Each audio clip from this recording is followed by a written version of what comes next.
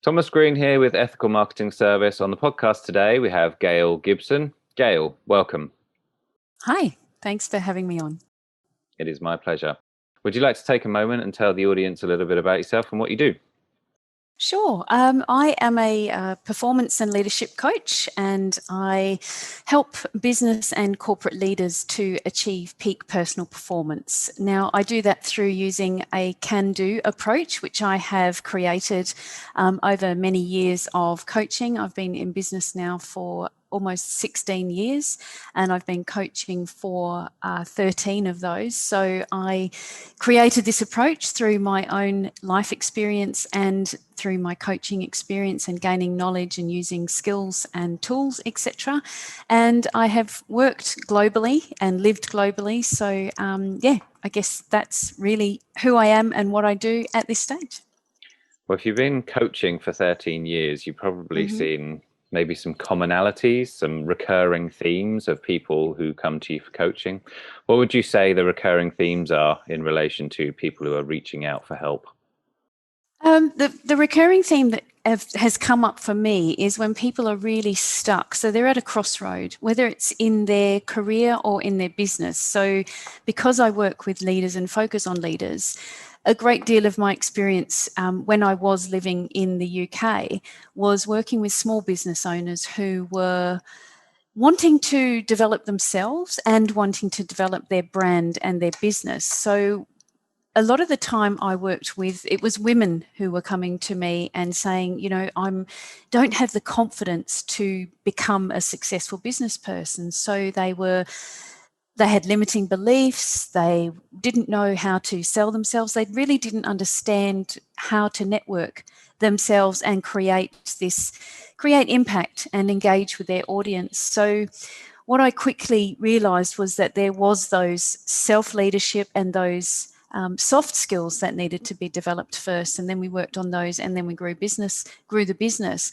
But what I found then in the leadership work that I was doing with corporate leaders was exactly the same. People had got to crossroads maybe in their career, and they were doing something that they weren't necessarily enjoying anymore. They'd lost that joy in their work, actually, and it had a lot to do with people were not living their true purpose, or their values weren't aligning with the goals of the organization. So I think it really comes down to what I have discovered now, and it's all part of the 3 stages of my can-do approach, is helping people to live with purpose. So they need to discover what it is first that their purpose is, helping them to create meaningful work so that it aligns with their goals and it inspires them to want to do more. And then the third part of it is to reach their personal best. So when they know they know why they're working towards something, they're doing the work that really does inspire them and excite them and aligns with their goals, then they can reach their peak performance. So they can be at their best and deliver the best work for themselves and within their organization or their clients. So that last part of your answer, that's your can-do approach, yeah? That's correct. Yes, the 3 parts. So how do you, or what are some of the ways that you've helped people achieve or work towards their peak performance or their personal best? Okay. So if I just talk about one of my clients, now she came to me and we've had a very long working relationship with one another. She first approached me over 10 years ago, and she was, again, one of those people who was stuck. She had just started up an organization with her friends. So they had set up a limited company and they were providing professional organizing services. And she was stuck because she was wanting to go in a different route than her business partner. And through the coaching with me, she started off, I very quickly realized, and she did as well, there were a lot of things that she was holding herself back from achieving because she hadn't worked through maybe some of those conditioned beliefs, some of those limiting beliefs, the self-worth, and lacking in confidence that she hadn't resolved within herself first. So she was being limited by not being able to let go of thoughts, behaviors, mindset. And so the first thing that we did was work on her mindset. So we started to bring in some habits that she could look at changing. And I think one of the things to emphasize here is when you work and want to change habits and change behaviors that you have had in yourself for many, many years for whatever reason, it's a process. So it does take time.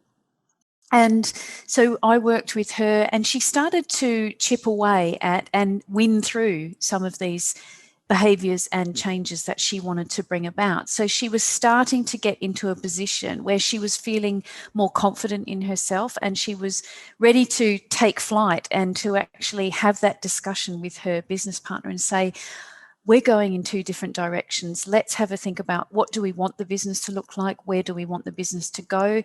This is what I would like to do. And does this align with what we are wanting to do together?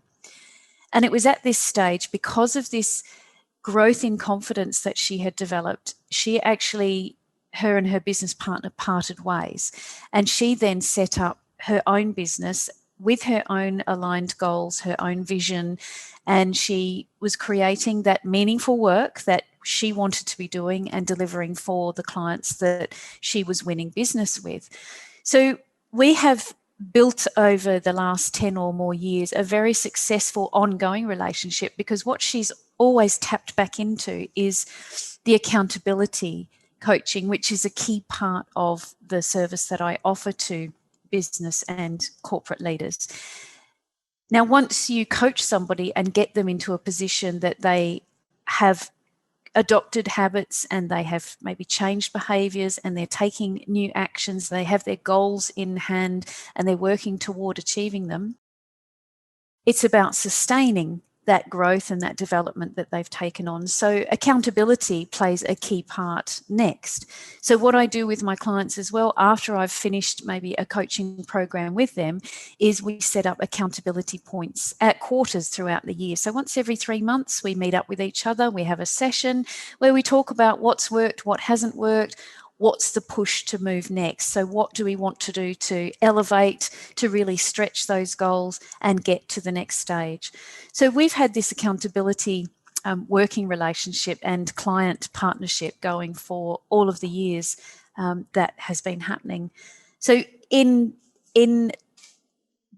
bring that to a close, that one particular client, she is now somebody, if I reflect back on where she started and the person that first came to me, she is now, I liken it to somebody who is soaring high. She's like an eagle. She has a really great view of what's going on. She has strength. She has conviction. She is running a really successful business now. She is growing it globally, and she's in a really great position for herself as well. So I guess that's my reward as her coach, to have witnessed that and shared that journey with her.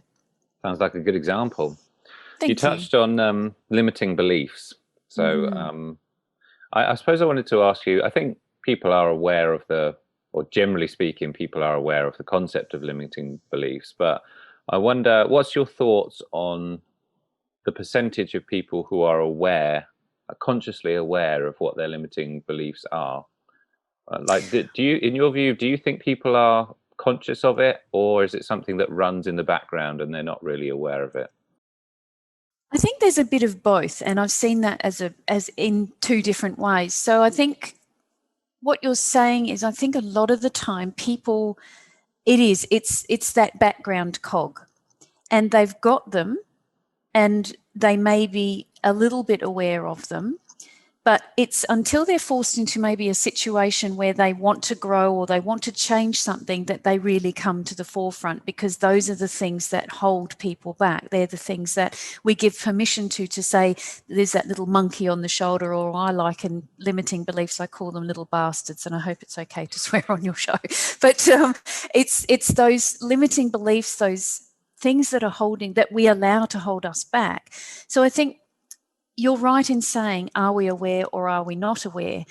And I think the awareness comes through coaching. When I discuss those topics and bring those things to light with my clients and help them to realize that those are the reasons why they're holding themselves back, it's like a light bulb. It does go off, and then they go, oh, I know why that happened, and we can get to the root cause of it, and then we can move forward. But what I'm saying there by going to the root cause, I am not a counsellor, and that's one of the challenges for a lot of coaches out there is where do we draw the line between counselling and coaching? So what I mean by going back to the root cause, we look at some of the environmental factors that may have contributed to that person having that limiting belief. It may have been to do with upbringing, religion, the culture that they're in, the society that they're in, their work environment. There's so many reasons why people develop these limiting beliefs, because they're often conditioned behaviors that are told to us by somebody else, and we believe them and we feel that they serve us. But when we allow ourselves to let go of them and we talk about how they're impacting what holds us back, and when we realize that we can start to let them go and we can move through a process of letting them go, and then we get to the stage where we go, you know what, they don't serve me anymore. And when I'm not allowing them to serve me, then I can move forward and I can have greater confidence. I can have a voice. I can speak up. I can share myself with the world in a different way. So it is very much about awareness, and it's bringing that awareness to the surface. If I understand correctly, people can sort of tick along and not really address those things until they want to achieve something. And then when they want to achieve something, they come to you and you recognize that those beliefs aren't serving them. And in order to achieve that thing, then they need to address those beliefs. Is that about right? That's correct. Yes, you've summarized that perfectly. And what are some examples of limiting beliefs that you come across? The limiting beliefs I see are mostly around those self. So it's self-worth. So they're not believing. So in business and in corporate, you may have heard of the term the imposter syndrome. So that is a huge standout limiting belief that many people that I have worked with have had. So they don't believe that they are worthy of holding a position, or they may be worthy of taking the promotion that's there ready for them, even though their managers are saying, well, you're the right person to take this job. They have this belief in their head that is, well, no, I can't do that. How can I lead these people? How can I step up to deliver this to this organization? Or how can I take on this team of people in my small business and lead them? So it's that imposter syndrome. Am I good enough? Can I do that? So that's one example. And I guess that links into self-belief as well. But I think one of the key ones that I work on, and I work on a lot more because I'm doing a lot more corporate leadership work in my business now, is self-leadership. So that is a limiting belief in itself, is saying I want to be a leader, but I don't know how to be that leader. And again, through the experience of wanting to move up in an organization, I've worked with people who have kind of just coasted along in roles, and then they see a great opportunity and they want to take advantage of it. But because of the self-belief and the self-worth that's holding them back, the imposter syndrome, they don't have the skills to be able to self-lead themselves. So they don't have the confidence, they don't have that drive in them, that they don't have that voice, they fear that upward management move, and they get stuck, they get frozen. So those are often the two key areas that I see that are really holding people back from becoming who they can be. And do you have any tactics, if you will, to tackle something like imposter syndrome, or do you have to personalize it? It is highly personalized, but if you think about it in quite a wider view, when you feel that you have imposter syndrome, the only person that's telling you that you can't do it is yourself. So it's flicking the switch in your mind and saying, let's look at the strengths that you have. Let's look at the things that you are good at. So off the top of your head, naming 3 things that you are really, really good at. So when you start to build yourself, it's like building a muscle. It's putting power into that muscle. And so when you put a positive power into the muscle, you can be saying, you know, I do believe I can do this. I want to believe that I have this strength and I can do this. And reflect on where you've used that strength before, in what type of environment or situation that you've used it in. So it's powering up that muscle to say, you know, I can have resilience against this. I can build this so that I'm not being negative about it, and I'm not allowing myself to give myself permission to hold myself back.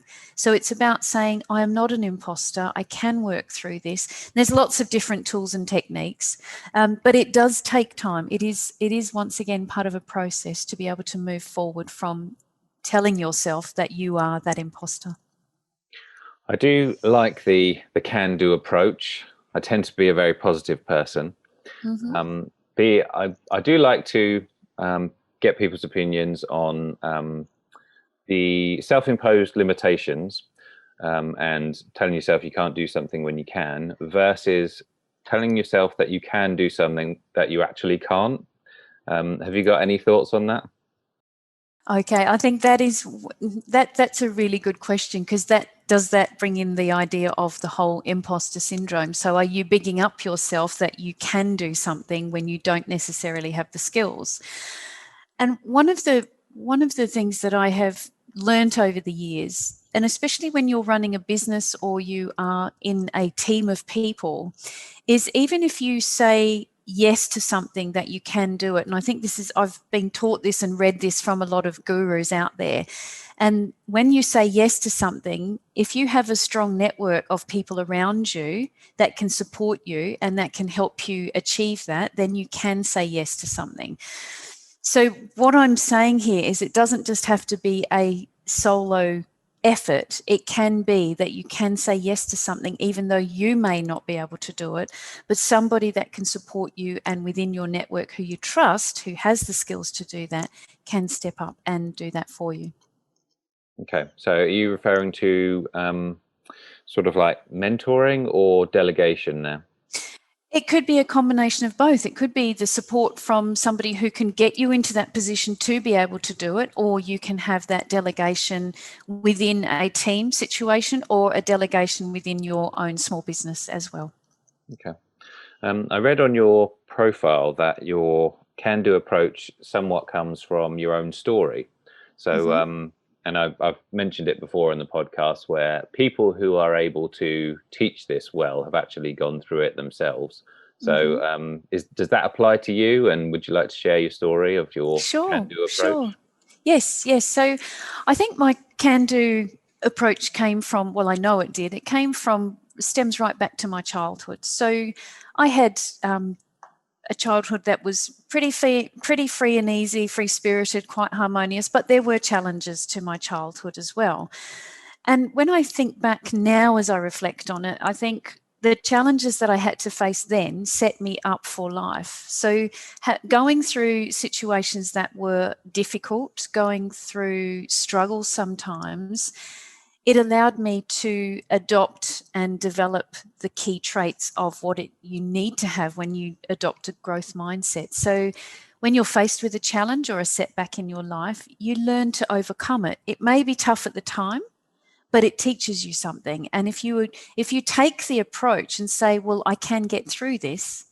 So even if I reflect on as a child, when I was faced with quite a challenging situation in my home life, I was somebody who would go outside of my home to ask for support. So I was fortunate to have quite a strong network of friends and family around, like adults that I could turn to. I had relatives that I could turn to. So I had that outlet to go and talk through things.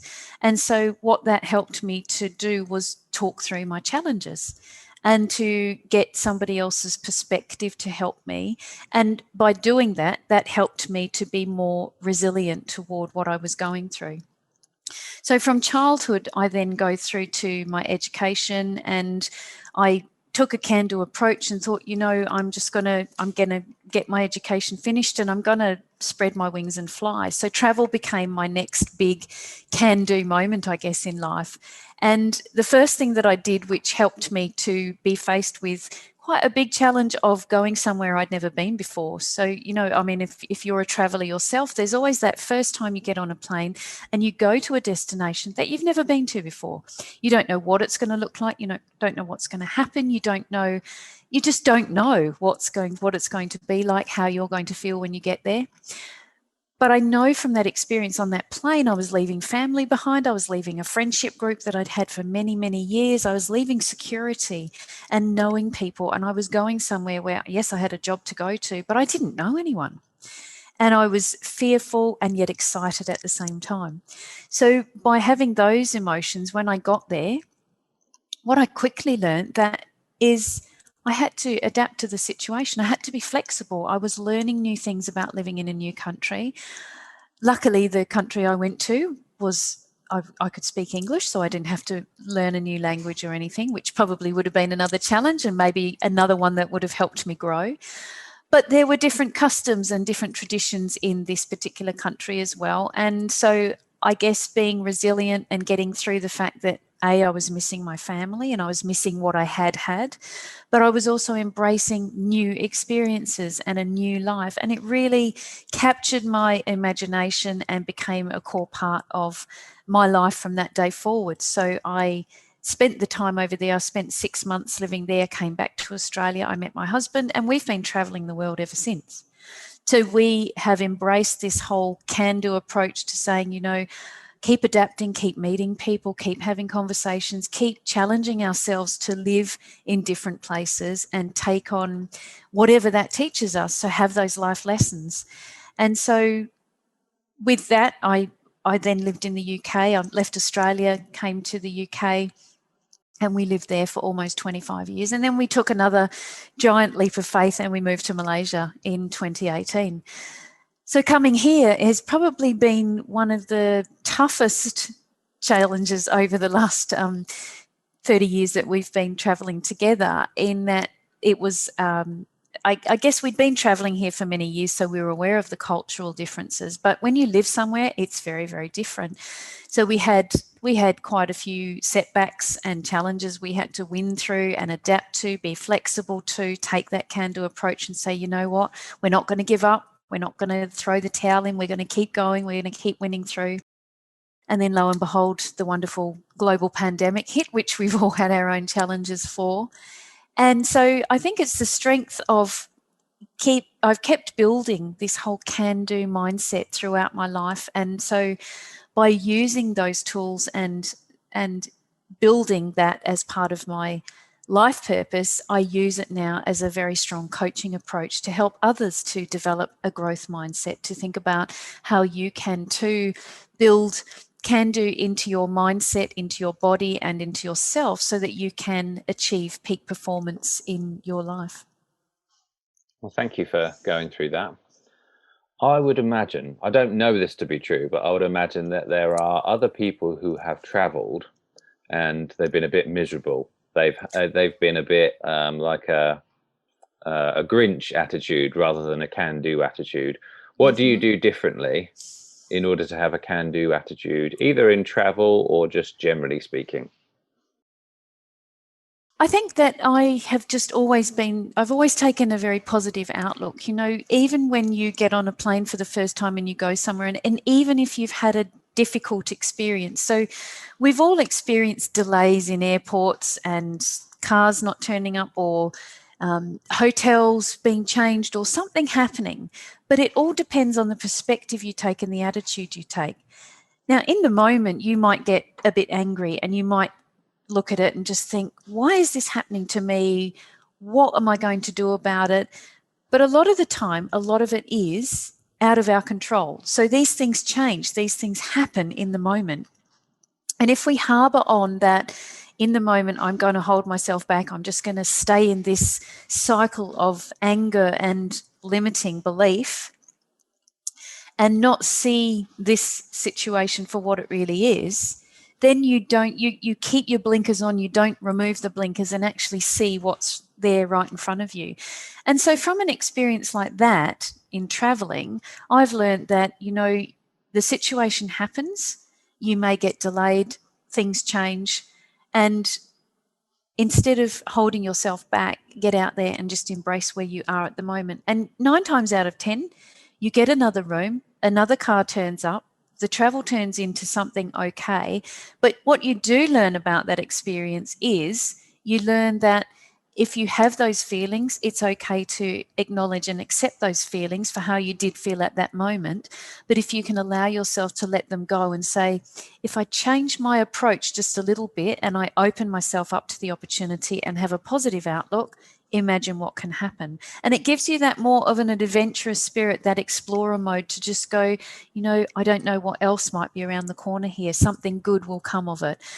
And I think a lot of people do struggle with that. But if you can tap into it and accept it and acknowledge it and then move on from it, you're in a better situation. And I think the same has happened, right now. My husband and I are just going through a situation here where we're looking to get our long-term visa. And so with COVID changing on a daily basis, we've been faced with in the last 2 weeks 4 different flight cancellations because we have to go to a different territory to get our visa endorsed. And it's like each time the flight cancellation email comes in and you just go, okay, it's happened. It's out of our control.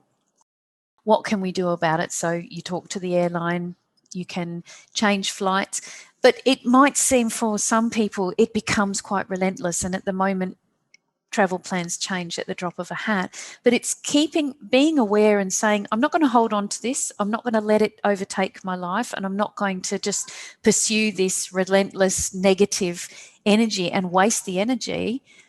Take a step back, do what you can do. The rest is out of your control, and let it happen. Let what's going to happen next happen.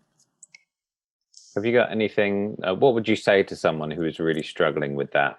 Let's say, like they're seeing red, they've got all that pent up anger about the fact that their flight's cancelled or whatever that scenario might be. What would you say to them? I would just say to them, just for a moment, just take a breath.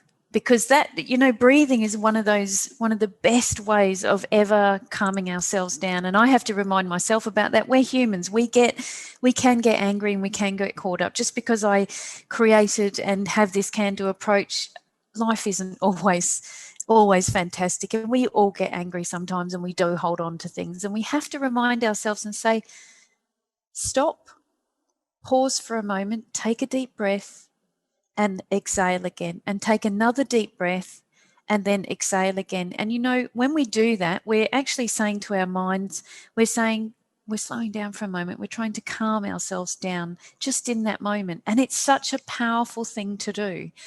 And I know it's helped a lot of people. It does help me as well. You just think, a situation like a travel plan changing, and when somebody is seeing red, and we've seen those programs on TV where people are screaming at poor airline staff because their flight's been cancelled and how are they going to get home and they need to be back at work.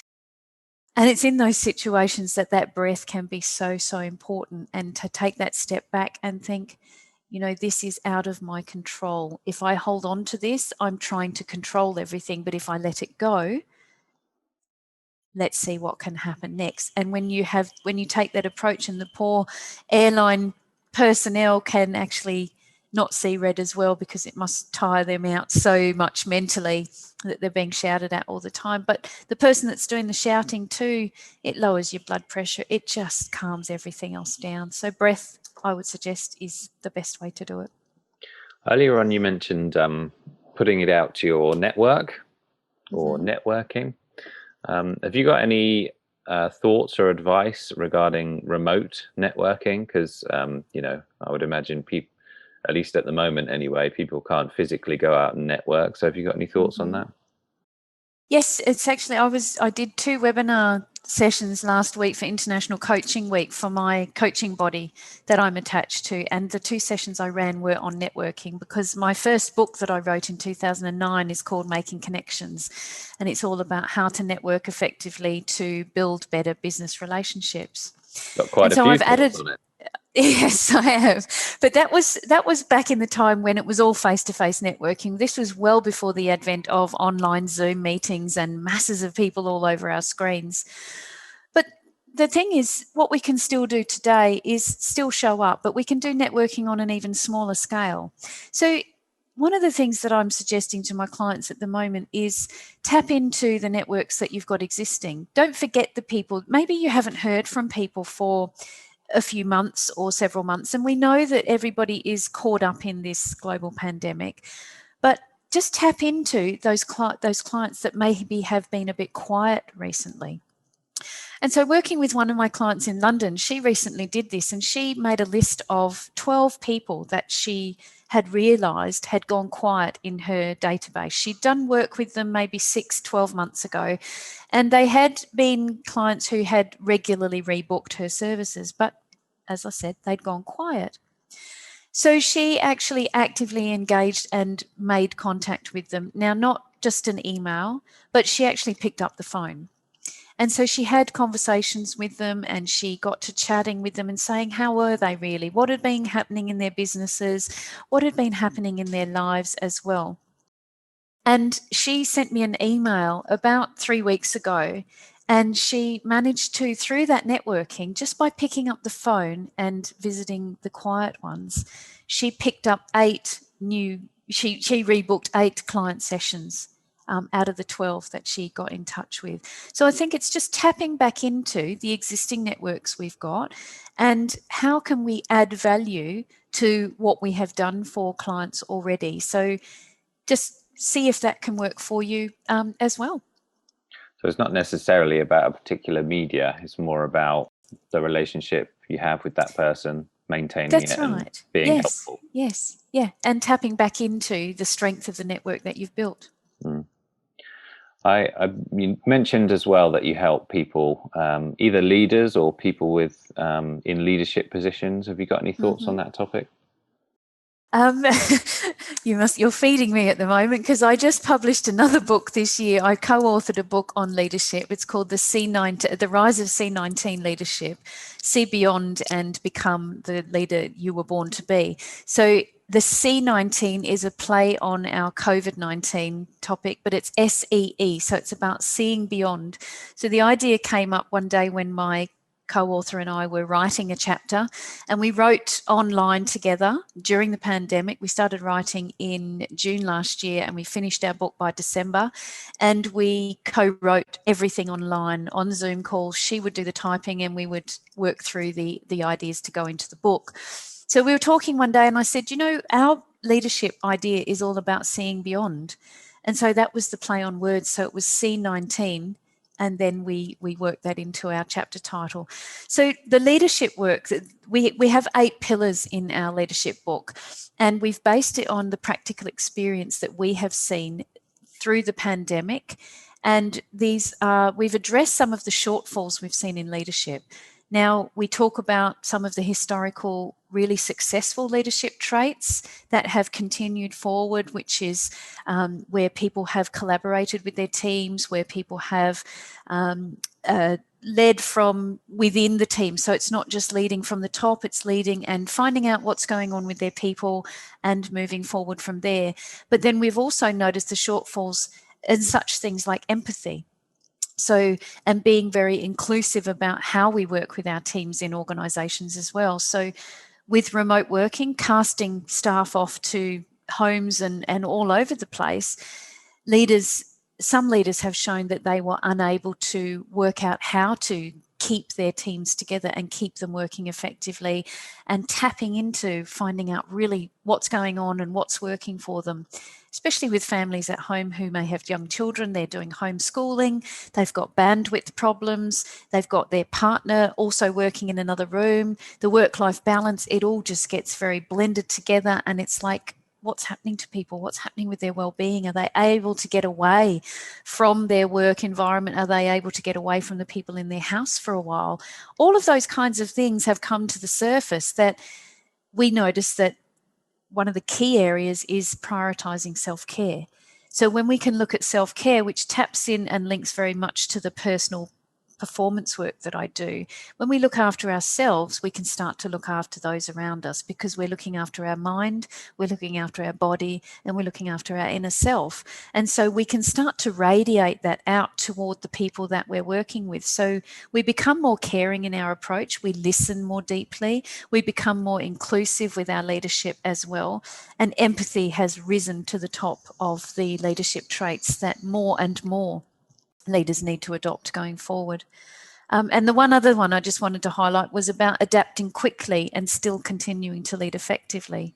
So this links to the daily changes from the governments all over the world. The epidemic hit us all at different levels, and different governments took different strategies. They listened to different medical advice, etc. And we know what's happened all over the world.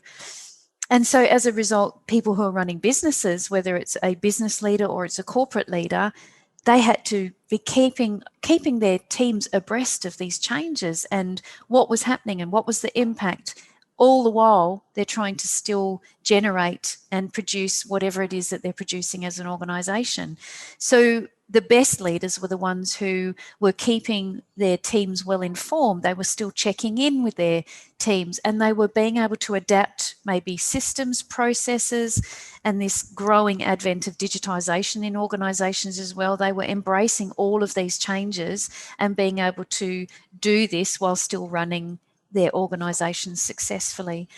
So those are just two of the pillars from our book that we wrote and published just in February this year. What was that process like? Did you enjoy it? Loved it, absolutely loved it, and I think it brought out a lot more of both of our strengths, and it really captured the voice of both of us together, because we collaborated and we were so dedicated to working together. And a large part of my coaching work that I do now with leaders in organisations, we co-run together, my co-author and I. So we're building programs for organisations here in Malaysia. We're currently running a women's self-leadership mastermind program for the next 12 months. We've got 8 female leaders from all corners of the earth, and we're working with them through all those different self-leadership and soft skill leadership skills to take forward. Well, you touched upon self-care. How does one practice self-care? Okay, that's a great question. I'm somebody who's very passionate about it, and I bring it into my life daily. So self-care is all about taking time for yourself in amongst all the craziness that's going on. And a lot of it is about helping the leaders that I work with as well, and myself, to step away from the busyness of what's going on, to step away from the noise, the chaos of everything that's going on in our lives. A lot of it's macro noise that's hovering around us, and if we let it impact us, then it really slows us down and it makes us unwell. It makes our mental health drop, etc. So one of the things that I do on a daily basis, before I even start work in the mornings, I have a 2-hour window where I have a routine of exercise, meditation, mindfulness, and looking after my nutritional needs as well. So hydrating, I do my stretching, I go out in the morning, and I set myself a goal this year to do 10,000 steps before 10 a.m. every morning, and I very proudly do that. And it's my time to just be alone. I don't take technology with me. It's just I go outside and walk around our big estate here. I'm lucky we have jungle at one end. We have lovely paths to walk around. So I'm at one with nature, and I can just let all my crazy thoughts that might be in my head start to filter down, and it gives me a chance to actually set my intention for the day. So once I've done my exercise, I come back and I do some stretching, and I go into some meditation and just quieten down everything and sit in silence. And it's a powerful routine that I have embraced, and I do encourage it in others to find something that really works for them. Now, self-care has to be a very individual thing. Just because I do 10,000 steps and I meditate and I am very mindful of myself and setting my intention for the day, that doesn't necessarily work for somebody else. I mean, do you have a self-care routine for yourself then? I'm not sure if because it depends on the definition, right? So I mean, I exercise. I like to control the environment, and I was going to ask you about that, but um, I think it kind of meets the criteria that you already talked about. So when you go out, you don't have tech with you. So like I control the amount of tech that can reach me at one particular time. I do like to stretch, and so yeah, I think it's similar. Um, I don't know that I'm as habitual as you are. So you sound very disciplined about what you do, but yeah, I find that the times where I don't practice that is where I feel the grottiest. Yeah, that's a great realization too, and I think that's what I see in the coaching work that I do as well. When people they get stuck, maybe thinking they have to be working all the time, and this relentless desire to get it finished, and they don't take time out for themselves. We see it in ourselves and we feel it in ourselves as well. People get neck problems, they get headaches, they get shoulder problems, their posture gets very bad, they don't sleep very well, their moods get very erratic and everything like that. And I'm not saying that's just because they're not getting up and looking after themselves and going for a walk or a run or a swim or whatever it is that their choice of activity is. It's just that when we allow ourselves to get tight and we get restricted and we don't do anything that allows our body to kind of all get back into where it's meant to be, then we do feel grotty, as you said, and we do feel like we haven't achieved something. And an example to share with you is yesterday I was interviewed on a podcast in the US, so I had to get up really early for this call. So I was on the call at the time that I normally would go out walking. And so the call came to an end, and then of course it was too hot by the time I could have gone out walking, and I don't walk in the heat of the day. I walk at dawn, so it's a beautiful time here. And so the rest of my day then occurred, and I had coaching sessions and I had some other sessions with people in the afternoon. And before I knew it, I realized that I hadn't done my walk for the day, and it didn't feel like my day had gone according to how it normally does. I felt quite unsettled. And I think because you said before, I have a very habitual routine, it's something that's really embedded in me. And I was just like, wow, it does feel weird to not do it. And the first thing I noticed this morning when I went out for my walk is as I was walking along just down one of the paths, I started to actually physically feel that all of my vertebrae were starting to realign themselves because I wasn't sitting down anymore. And I'd been sitting down a lot yesterday. And it just felt very natural to just think all of a sudden everything just started to align again. And I was feeling like I'm joyful again. I'm in my happy space. And this is a very important part of my day. And so yesterday was one of those times. I didn't harbor it. I didn't hold on to it. I didn't it didn't serve me to hold on to it because I knew this morning I got up, put my fitness clothes on, and I went out the door and I made it happen. So I feel much better today. Good. Well, you mentioned about, how you feel, you can feel yourself get almost better as you're exercising. I do find that, I don't know whether it's just like muscles, but I find that I almost do it to myself if I don't get out and get some air and relax a bit. So we're like concentrating, we've got the muscles in the face like that. And then until you come away from your work and get some space, you don't realize that you're doing it, right? That's exactly right. Yep. And you just feel looser and lighter, don't you, when you do some exercise? So yeah, simple, but it works. It does. It does. Can you share your goals?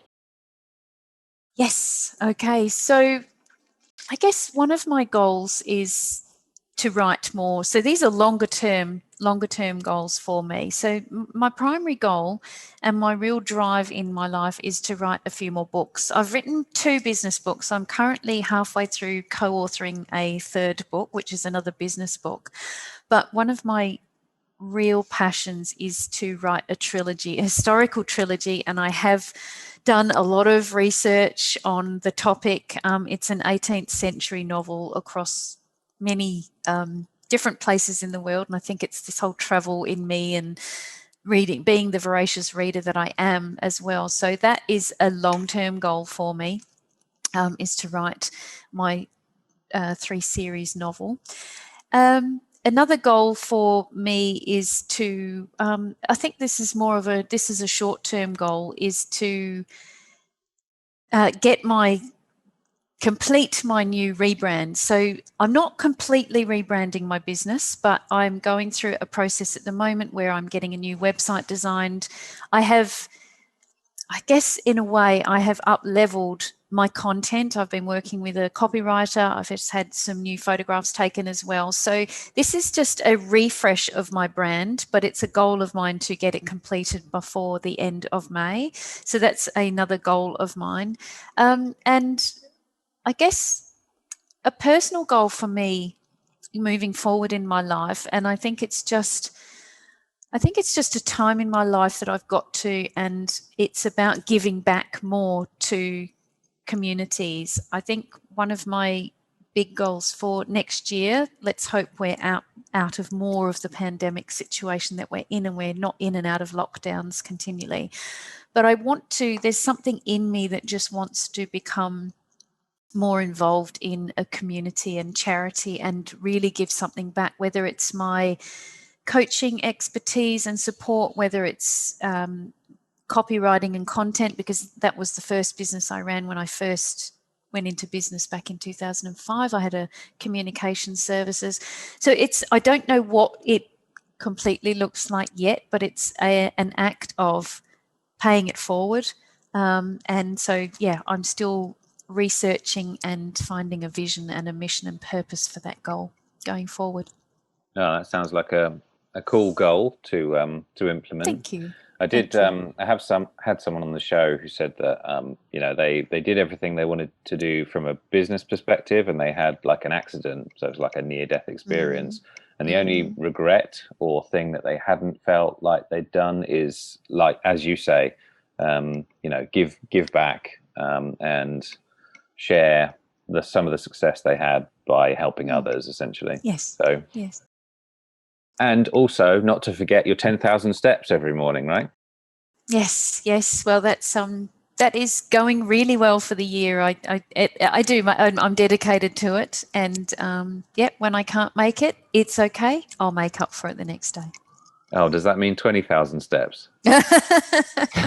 I did say that to myself. I thought by December, the end of this year, I think, what am I going to do next year? Is it going to be 15,000 steps, or is it going to be 20,000? It's a big ask, and it's a lot more time implication in the morning. But perhaps I will just rejig my steps allocation for next year. Is there anything that you think that would be valuable that I haven't asked you about today? I think you've actually covered. It's really nice, just from the pods that I've done, is I'm getting lots of different questions being thrown at me, which is fantastic. And I feel that I have said all I need to say for this one. You gave me a chance to pitch both my books, which was fantastic. No, I've really enjoyed talking to you, and think I've shared everything I'd like to share today. Okay. Well, when you did say, you've got a goal to write more, I was like, you've already written 2 books. So I'm not sure, not sure what to say about that. And the third one on the way, but they're all business books. I want to write something from a non-business perspective. I've always wanted to. So. Okay. Yeah. Well, I hope that passion project goes well. Gail Gibson, where is the best place for people to find you? Okay, so I have my website, which is gailmgibson.com. And you can find me on LinkedIn. I'm not a big social media fan, but LinkedIn is my platform of choice. I do have a newsletter that you can sign up to on my website as well. And I have my own podcast, The Can Do Way. And on that show, I interview people from all over the globe who have stories of resilience, success, and growth to share. So whether people have been through a life experience or they just feel that they have learned something in life that's given them this can-do mindset as well. So they've won through a particular situation or challenge in their life. They're the stories that I love to showcase on my show. Sounds very valuable, and I'll link that in the description. And thank you very much for your time today. Thank you. Thank you very much for the opportunity.